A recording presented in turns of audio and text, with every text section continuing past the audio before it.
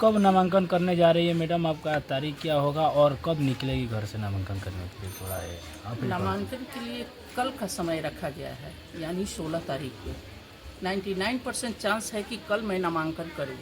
अगर कुछ कमोबेश रह गया है तो इस कारण से 17 को होगा, लेकिन 99% चांस है कि मेरा कल नामांकन हो। क्षेत्र की जनता से क्या कुछ अपील करेगी? क्षेत्र की जनता से मैं यही अपील करूंगी कि रघुनाथपुर विधानसभा की जितने भी जनता जनार्दन हैं, मातृशक्ति हैं एवं युवा शक्ति हैं, उन लोगों से मैं आग्रह करूंगी कि अब समय आ गया है कि बाहरी लोगों को रास्ता बाहर का दिखाया जाए।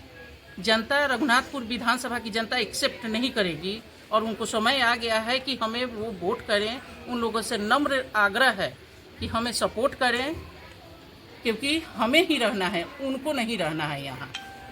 आपको कब लगा कि ये जन सुराज फर्जी है, या जो कह रहा है ये पूरे सारे गलत कह रहा है, लोगों को भ्रमित कर रहा है? ये तो शुरू से ही था। जो गणित हम लोग बैठाए थे ये मेरे मन में था और मैं बार बार पदाधिकारियों से राय लेती थी कि ऐसे क्यों हो रहा है। लेकिन जेएसपीटी टीम के उनके लोग हैं कि ऐसा क्यों प्रशांत किशोर बोल रहे हैं।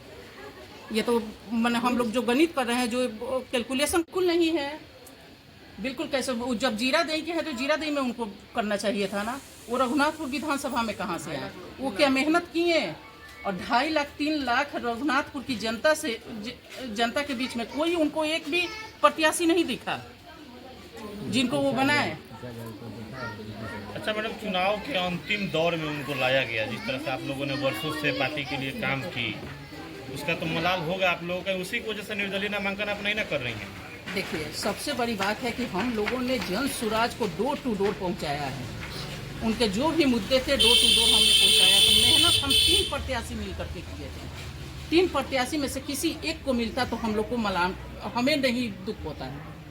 और खास करके आधी आबादी शक्ति, मातृशक्ति को इन्होंने अवहेलना किया है, तो इसको तो मैं करारा जवाब दूंगी। क्या लग रहा है मैडम कि जिस तरह से महागठबंधन चाहे एनडीए उनके ऊपर निशाना साधता था प्रशांत किशोर के ऊपर, क्या सच में वो बातें सही लागू होती हैं? अब ये तो वो लोग बोले, मैं अपनी बात रखूंगी। आप उसमें रही हैं तो आपको अच्छा से पता नहीं, होगा ना? मैं अपनी, जो मेरे साथ हुआ है मैं अपनी बात रखूंगी, दूसरे की बात मैं नहीं। दूसरे दल वो लोग क्वेश्चन कर प्रशांत सकते किशोर हैं। हमेशा महिलाओं को लेकर बात करते थे, लेकिन सिवान में देखा जाए तो एक भी महिला को उम्मीदवार नहीं बनाया गया है। आप देखिए, आप ही देख लीजिए, उन्होंने कहा था ना कि महिला क्यों। आप सब देखा जाए तो नीतीश कुमार जी 50% दिए हैं, हमारे जो मुख्यमंत्री जी हैं उन्होंने 50% दिया, आदरणीय मोदी जी ने भी दिया। आपने कितना दिया मातृशक्ति पर? आप कहाँ से लाएंगे?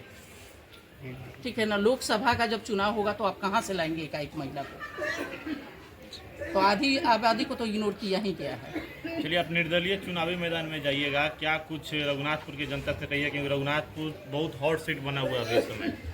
रघुनाथपुर की जनता जनार्दन सब जानती है कि किनको वोट करना चाहिए और किनको। आजकल जनता जनार्दन इतना बेवकूफ़ नहीं है कि वो नहीं जानती हैं, सब जानती हैं। और हमें उम्मीद है कि वो हमें ही सपोर्ट करेंगी। बाकी ठीक।